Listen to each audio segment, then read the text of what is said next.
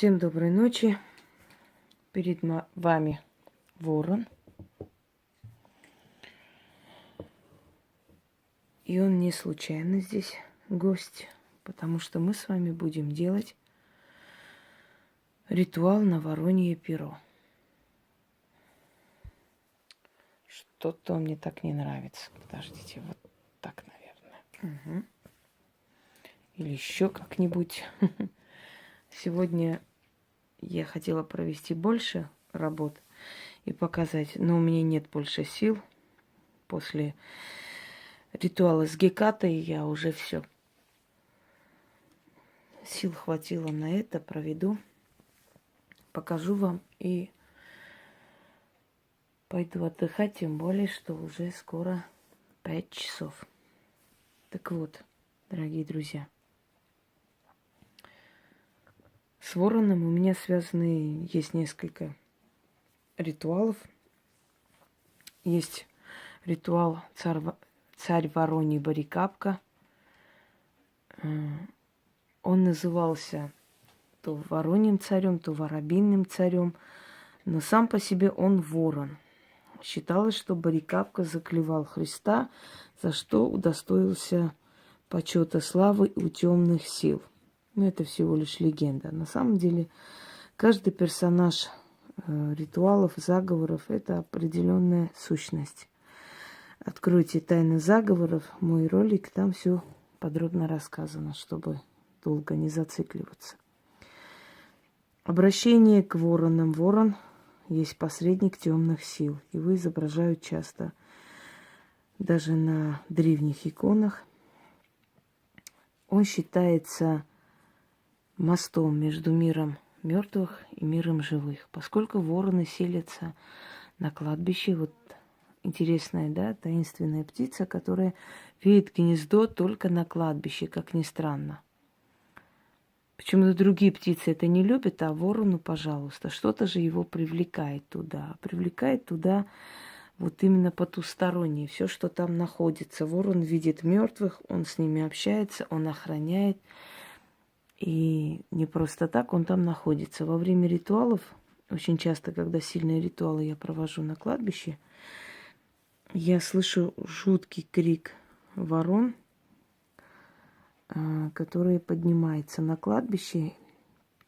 Такое ощущение, что они либо приветствуют, либо что-то видят, но, по крайней мере, они активизируются. Для того, чтобы вызвать дух ворона, который услышит и исполнит вашу просьбу, для начала вам необходимо найти 3 вороньих пера. Показываю. Этот ритуал только для практиков. Учтите, так же, как и ритуал с Гекатой.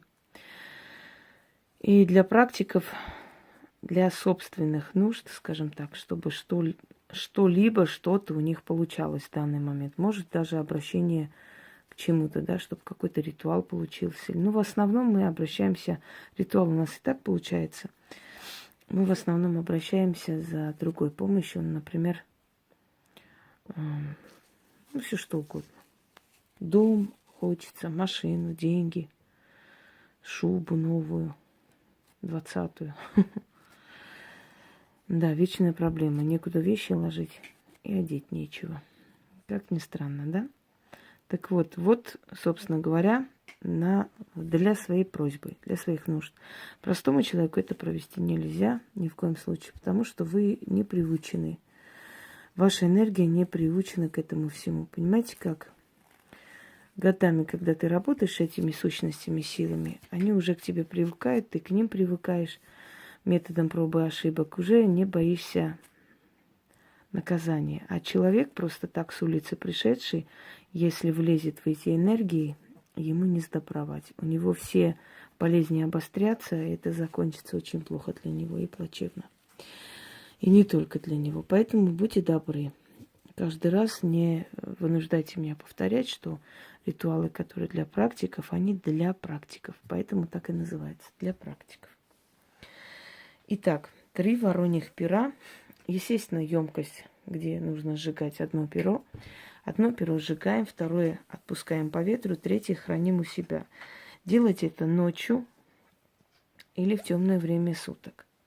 Это перо после проведения ложим под подушку и спим. Желательно. Можно просто хранить. Желательно положить под подушку, чтобы через вот это перо наше сознание проникли все пути и методы, да, получения того, что мы попросили. Мы просим у сил что-то.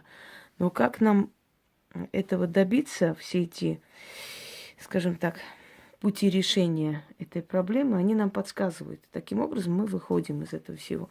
Они лично не спустятся и за нас, например, не поедут на рынок покупать машину. Да, мы сами пойдем. Но как нам это сделать, как дойти до этого, они нам подскажут, скажут, помогут, дадут средства. Итак, 3 вороньих пера, емкость для сжигания, 3 черные свечи, скажем так, статуи ворона или декорации ворона не обязательно. Это просто у меня есть вороны, поэтому я как бы ставлю. А так оно, конечно, не обязательно. Есть, поставьте, это усилит. Настройтесь больше на этот лад. Читать 1 раз, далее вы уже увидите, что надо делать. Откуп. После того, как у вас все получилось, да, не забыть сказать, вот то перо, которое у вас хранится, оставляйте под деревом с красным вином. Откройте красное вино или купите такое, чтобы можно было открыть. Немножко вылейте на землю, поставьте и говорите: откупаюсь не кровью своей, а кровью виноградной лозы. То есть винограда. И уходите. Итак, начнем.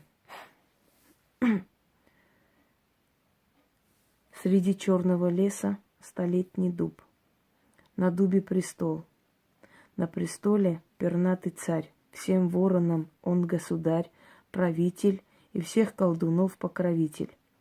Щедрых даров одаритель. Ворон, ворон, царь вороний, дух темный, сила древняя, мощь непобедимая.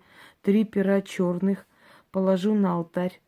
1 перо сожгу, 2 отпущу по ветру, 3 сохраню. Скажу свое желание, благослови, исполнив срок, мое добро пойдет мне впрок. Ворон каркнет, демон услышит, сила темное желание исполнит. Скажите свое желание. Ну, например, хочу в эти 3 месяца заработать много денег. Ну, примерно, ничего больше в голову не пришло. Это должно касаться материальных благ.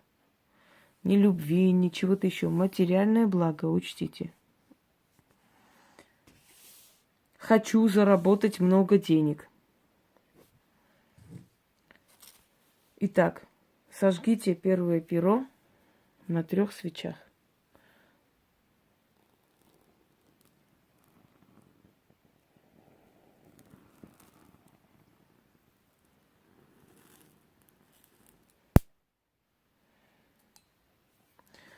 Перо первое горит, сила тьмы зрит, меня одарит, исполнит мою просьбу. 2 перо.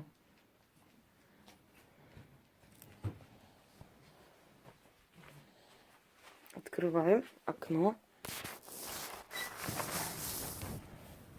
Отпускаем по ветру. Лети, лети, лети. Ну? Нет, лети уж, дорогуша. Вот сволота. Ворон ты. Все, улетел. 2 перо летит. Сила темная зрит, меня одарит. Все получится в срок.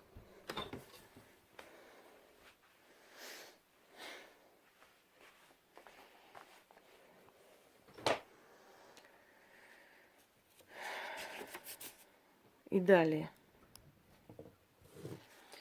Перо 3 хранится, что попросила, все исполнится, получится в срок.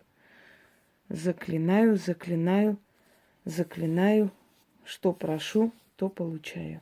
Истинно. Заклято. Очень сильная вещь для тех, кому нужны деньги в данный момент, имущество, может оформление документов каких-нибудь на себя, может покупка дома, машины, шубы, не знаю, бриллиантов, что хотите. Материальное благо должно быть. Сила темная вообще любит, когда мы обращаемся для материальных благ. Она сразу нам помогает. Понимаете? Не так она любит, как мы просим. Любовь там, не знаю чего, особенно ведьмы. Материально тебе надо? На, дочь моя, забирай. Итак, дорогие люди, на сегодня все. Я отбой. До завтра.